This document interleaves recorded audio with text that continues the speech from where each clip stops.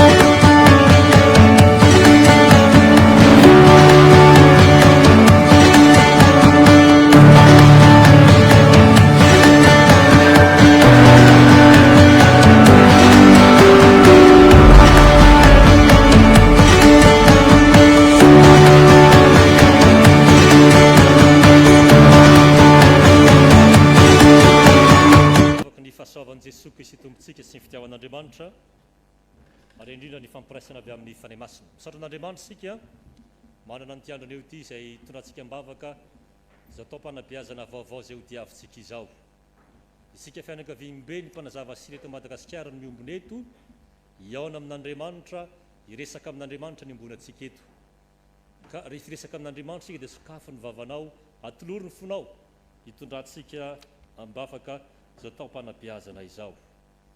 Ka manasanao ary hitsangana dia hovakitsika ny salamo 7:1 ka hatramin'ny 4.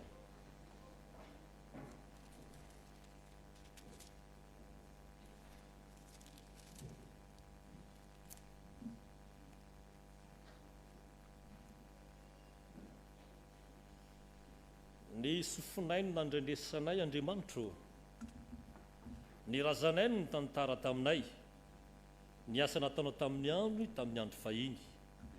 Ny tananao no nandroahanao ny firenen'ny samihafa fa ny razanay kosa dia nampitoerinao. Efa nampahorianao ny firenena maro, fa izy kosa dia nataonao nahafeno ny tany, fa tsy ny sabany no nahazon'ny tany, ary tsy ny sandriny no namonjy azy, fa ny tananao ankavanana sy ny sandrinao ary ny fahazavan'ny tavanao satria sitrakao izy. Ianao dia ianao no mpanjakako Andriamanitro, didio ny famonjena ho an'ny Jakoba.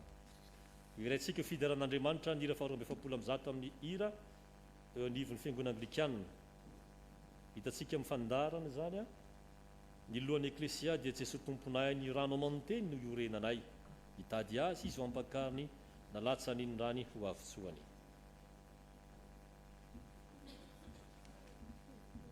Mitovy feo amin'ny ifirana amin'ny FFPM dia 920 sy 400.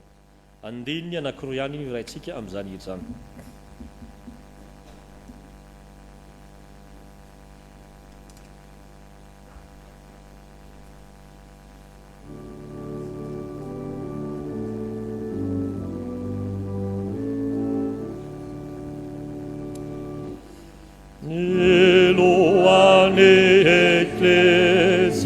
Dia Gesù tomponi, nell'anno amanteni, noi orenano, nita di asesi, o ampacarini, na lazzani nera, o avunsuani.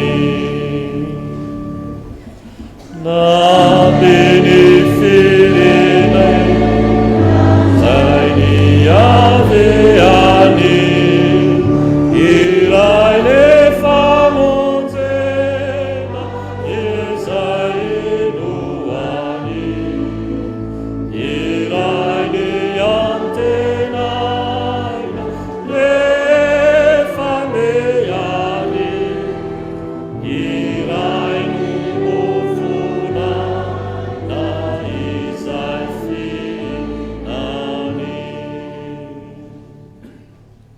ivavaka sika tompoko. Ray masina misotronao izahay no fotoana amenao anay eto anio afahany mimbavaka sy miombona amin'ny fiderananao, miombona amin'ny fankalazananao amin'ny ararany fikambanan'ny mpanazava stily eto Madagasikara. Misaotra tompo satria nantsonao izahay amin'ny famiterika izao zara fanompono izao. Ankehitriny misaotra tompo no fitantanao amin'ny fikambanana izay efa narovanao tanatin'izay fotoana rehetra ny orenana izay. Misaotra satria tompony tompo sy mpanjakany mpanjaka ianao. Ianao no nanangana ny fikambanana, ianao no miantso ny mpikambana rehetra. Ka toy ny efa nitantanao ny zanak'Israely, narovanao azy ireo no nitantananao sy rovanao ny fikambanana mandraka ankehitriny. Ary mbola ho tantanao sy rovanao ihany koa fikambanana mandra-pahatonga anao eny amin'ny raha olamitra. Misaotranao tompo, fa zao fotoana zao no fotoana iombonanay vavaka ny amin'ny ametrahana eo ambany fiarovana sy fitantananao ny taom-panabeazana vao izay menao diavinay. Misaotranao satria mbola afaka miombavaka ihany koa izay, mitondra mbavaka tompony andraikitra sy nambaratongany ho an'ireo mpikambana tsiraray avy. Angatany tompo midinao fanahy masina hatreo ny fotoana tanterahana. Midinao fanahy masina ka hamasiny zao fiderana tanterahanay izao ary asoanitra kasitranao anao tompo ny fanolorany tenanay tsiraray avy diovy ny fonay diovy ny sainay ary diovy ny fananay mba afaka handreny teninao ihany koa satria rehefa mivony ny zanak'Andriamanitra dia miteny ianao ka miteny ny tompo ankehitriny fa vonahian'izay manatre tompo fa voniny izahay amin'izany fiderananao izany malohana izany tompo dia betsaka ireo zavatra nataonay tsy mifanaraka amin'ny sitraponao ankilan'izay betsaka ihany koa zavatra tokony nataonay kanefa tsy vitanay na izany teo anivon'ny fikambanana na tamin'ny fanompoana tokony tanterahanay na ao anivon'ny mpiarabelona aminay na eo amin'ny tanindrazana na aminao Andriamanitra tomponay mamindra fo tompo mamelahanay ary marifahanay mba tsy hiarangidiny fahafatesana koa sasao amin'ny ranao izay tsiraray avy tompo sasao amin'ny rano ny fanahinay omenika sy masina tokoa izay amin'izao fiderany tanterahanay izao tompo tsy tosy mandrakizay io angataka indrindra tompo izay ka midina fany masina rakofondrano sy fenofaina masina totoeran'ity rakofondrano sy fenofaina masina ka afaka idera reo sankalazanao tokoa izay tompo ampanana viraray ny asan'ny maisina rehetra aza velanao andreny tabataba zao tontolo izao fa ny feonao miteno amin'ny fikambanana norenesinay amin'ity androny ity dia momba sy miarova tompo ary manatrehan'izao fotoana tanterana izao voninahitra sy lazanao masina tokoa angataka aminao ihany koa izay tompo ny amin'ny asa rehetra izay omenao tanterahany amin'izao taona fanabeazana voamenao diavina izao dia rasoanitra kasitranao anao mifiderany taona eto amin'ny alalanao Jesosy Kristy masina amin'izany vavaka izany sora tompo amen iomana isika ny amin'ny fankalazana ny tenin'Andriamanitra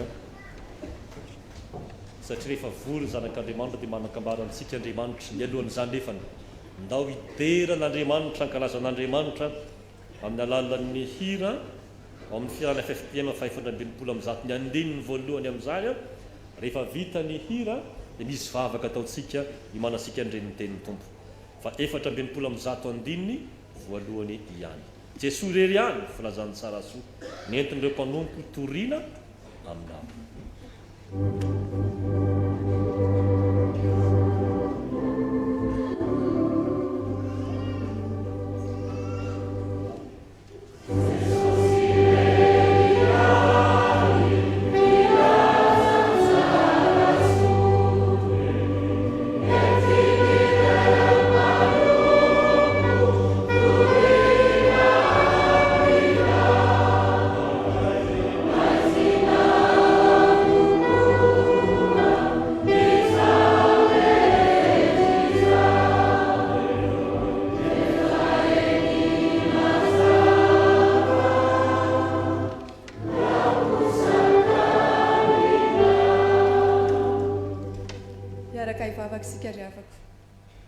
Andriamanitra rainay tsara indrindra izay any an-danitro rainay amin'ny alalan'i Jesosy Kristy tompo sy mpamonjy ny fiainanay izay velona avy any Nazareta ianao misaotra ny amin'izao fotoana mamy indrindra izay omenao anay dia mbola ahafahanay mifampiresaka aminao Andriamanitra amin'ny alalan'ny teninao ny teninao ilay fanilo ny tongotray sy fahazavany lalanay dia mangataka ny fananao masina izahay ameno anay tsirairay avy izay amaky ny teninao sokafo ny fonay andray izany teninao izany ary ny fananao masina ihany koa tompo no mbola angatahanay anendry ny lelan'ny mpanomponao ka anazavany araka izay tianao ambara aminay amin'ity anio ity dia mitenena Jehovah tompo fa miaino izay mpanomponao amen amaky sy iaino ny tenin'Andriamanitra sika riavako ny tenin'Andriamanitra izay hovakiana amintsika dia araka izay hita ao amin'ny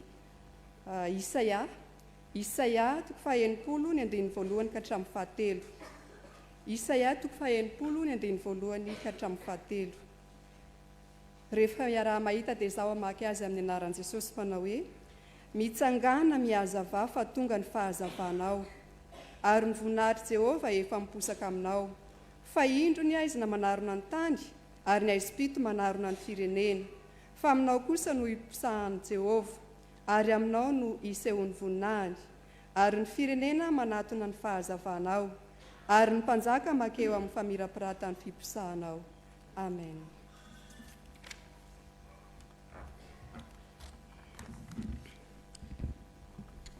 mbola iaraka mamaky sy an'iteny soratra masina sika tompoko Izany dia hitantsika ao amin'ny Timoty voalohany toko faefatra andininy voalohany ka hatramin'ny faharoa ambin'ny folo. Timoty voalohany toko faefatra andininy voalohany ka hatramin'ny faharoa ambin'ny folo. Fa ny fanahy milaza ny marina fa amin'ny andro aoriana dia hihemitra amin'ny finoana ny sasany. Manaiky ny fanamamitaka sy ny fampiarany demoni amin'ny fahatsiaram-bilatsia amin'ny mpilaza lainga ka voapetaka ny vy mahamay ny fieritreretany. Izany izay mandratra tsy hanambady ary mampifady hanina izay nataon'Andriamanitra ho an'izay mino sady mahalala ny marina. Mba ho raisiny amin'ny fisaorana fa ny zavatra rehetra nataon'Andriamanitra dia tsara avokoa ka tsy misy tokony ho lavina raha raisina amin'ny fisaorana satria amafisin'ny tenin'Andriamanitra sy ny fivavahana izany. Raha manoro ny hevitra ny rahalahy amin'izay zavatra izany ianao dia ho mpanompo tsara an'i Kristy Jesosy. Tezaina amin'ny tenin'ny finoana sy ny fampianarana tsara izay efa noarahinao. Fa ny anganonganony raha tsy fanaom-bavy antitra dia lavo ka mampiasa ny tenanao ho an'ny teo-panahy araka an'Andriamanitra. Fa mahasoa kely ihany fampiasana ny tena, fa ny toe-javam-panahy araka an'Andriamanitra no asoa amin'ny zavatra rehetra ka manana ny teny fikasana eo amin'ny fiainana ho avokoa. Matoki izao teny izao ka tokony ekena amin'ny fankasitrahana rehetra. Fa izay hikelezana aina sy hikelezana sy ezahanay satria izay manantena an'Andriamanitra ho velona, izay mpamonjy ny olona rehetra, indrindra fa izay mino izany zavatra izany no adidio sy ampianaro. Aoka tsy hisy olona anao tsinontsinona anao noho ny ataony ranao, fa aoka ho tonga fianarana ho an'ny mino ianao amin'ny fiteny, amin'ny fitondran-tena, amin'ny fitiavana, amin'ny finoana, amin'ny fahadiovana.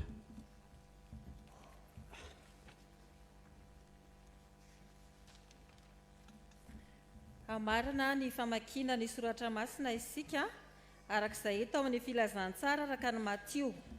Matio toko 7:20 andiny 7:20 hatramin'ny 20. Matio toko 7:20 andiny 7:20 hatramin'ny 20. Hitsangana isika.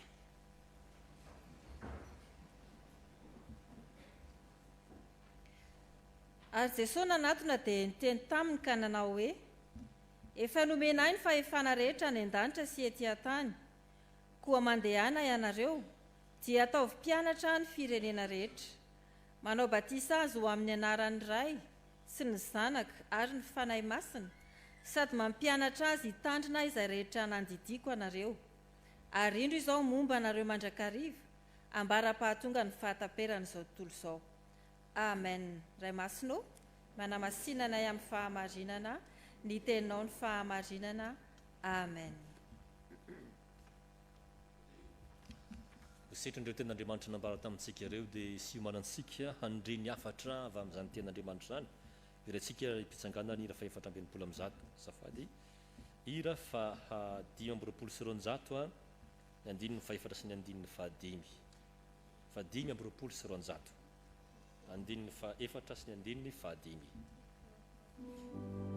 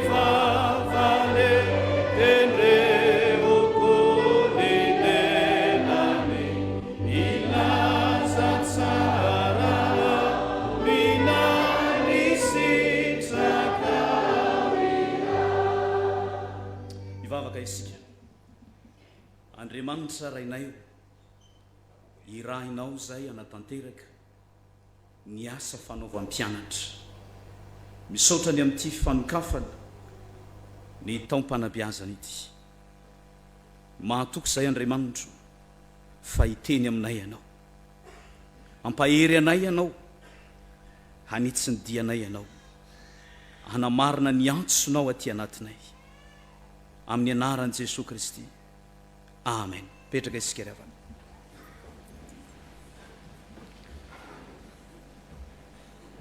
Raha misy olona akaiky ny se dia jereo kely hoe izy dia mba homeotsika izy.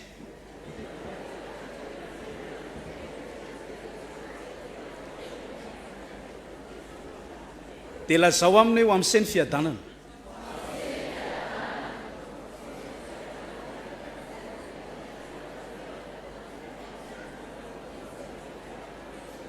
Eny ary inona daholo le teny vakina teo? Isaia 4 ny andininy ary ny faharoa inona le teny vakina teo? 4 ny andininy voalohany ka hatramin'ny andininy 12 ary inona le fahatelo? Ny andininy dia anao tsy enjery ary tsika raha itsika zany zao lay Isaia 90 ny andininy voalohany mitsangana miazava fa tonga ny fahazavanao ary ny voninahitra Jehova efa miposaka aminao. Averina mitsangana miazava fa tonga ny fahazavanao ary ny voninahitra Jehova efa miposaka aminao. Dia lenao ataovy hoe se dia jereo tsara le akaikiny se dia ampitao aminy lay afatra se hoe mitsangana miazava fa tonga ny fahazavany se ary ny voninahitra Jehova efa miposaka amin'ny se. Azalahy faharoa Timoty voalohany 4 ny andininy 12 tsy enjery. Isa 3 no ny atanoranao fa aoka ho tonga fianarana ho an'ny mino ianao amin'ny fiteny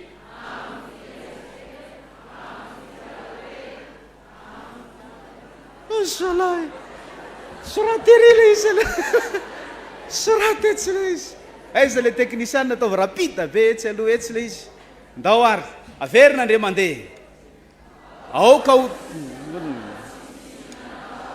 no ny atanoranao fa aoka ho tonga fianarana ho an'ny mino ianao amin'ny fiteny amin'ny fiteny verina andre mandeha. Isa 3 aoka tsisy olona anao tsinotsinonanao no ny atanoranao fa aoka ho tonga fianarana ho an'ny mino ianao amin'ny fiteny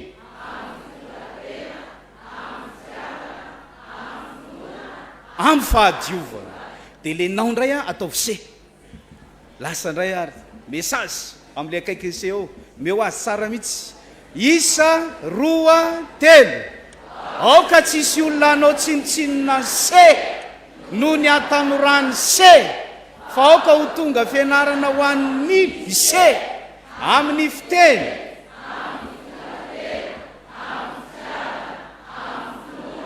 amin'ny fahadiovana. Saotra ny se tsy enjery fahatelo sady farana. Matio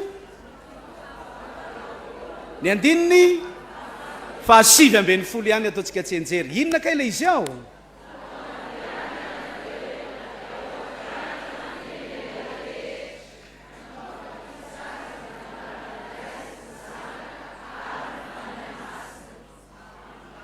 Atomboka atsika eo amin'ilay ataovy mpianatra re. Isa 3 ataovy mpianatra ny firenena rehetra manao batisa azy amin'ny anaran'ny Ray sy ny Zanaka ary ny fanahy masina. Averiny sendra mandeha ary zay. Ataovy mpianatra ny firenena rehetra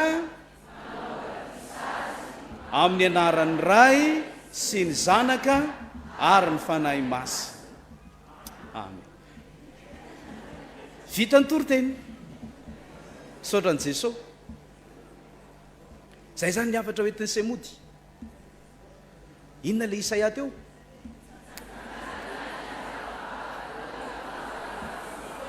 Ary ny voninahitry Jehova efa miposaka am'se lamina ka efa miposaka ko inona tsy dia inona le faharoa ataovy zay tonga se ho fianarana ho an'ny hafa na amin'ny fiteniny se na amin'ny fitondran-tenany se ny fitiavany se ny finoany se ny fahadiovany se ary mandiana dia ataovy mpianatra ny firenena rehetra dia vita fa mialety se dia tsarovo zao voninao olombanona inona hoe le tsarovana tadidio zay mialeto se dia za lay vonina ary za lay olombanina adikeo amin'ny teny anglisy zany amin'ny teny frantsay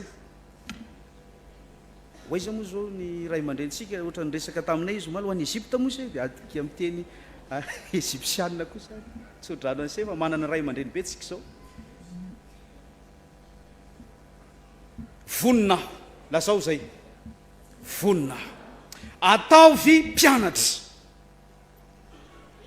io zany ny teny zay no raisitsika andao tsy ataontsika hoe vina fa rehefa miresaka hoe vina zavatra lavitra be zany tsara hitsy ihany koa ny fomba fiteny fa io zany lay teny filamatra na hoe io zany lay fotokevitra ara-tsoratra masina zay raisitsika ao anatin'ny fotoam-panabiazana nomen'Andriamanitra atsika zay baiko roa ihany ry havana no heverina fa baiko fototra ao anaty baiboly ny ray dia ny manao mpianatra ny faharoa ny manao batisa zany hoe ny voalohany fampianarana sy ny toroteny ary ny faharoa dia ny sakramenta mission tsy maintsy ataotsika ary baiko napetraky Jesosy atsika na napetraky ny tompo atsika misy didy misy baiko ataovy mpianatra tsy azo idovirany zany tsy azo ialany zany fa raha tianao fetendy se raha tianao fanaminy se dia tsy maintsy manao mpianatra atsandrano tanana zay vonina izano anolotena izano erahena anaiky sy terena ko izay rahena ho fanasina fanelo ka tsy andraraikelo anaiky ny tompo anompo kasa ho vavolombelona vanina avereno zay lazao amin'ny namanseho za le olombanina hoe io soratra masina io ry havana lay miteny manao hoe ataovy atao inona le izy mpianatra ny teny zay iavian'ny teny hoe mpianatra eo dia le hoe disciple discipline zany hoe olona tena manana ny fifehezantena tsy fantatro zay mety fitondran-tena mendrika alaitahaka ary misy fefy ny fiainany tsy mandehandeha ho azy fa misy fefy ny fiainany zany ny olona discipline zany ka ny mpianatry ny tompo na ny olona zay alainse na ny biazinse dia discipline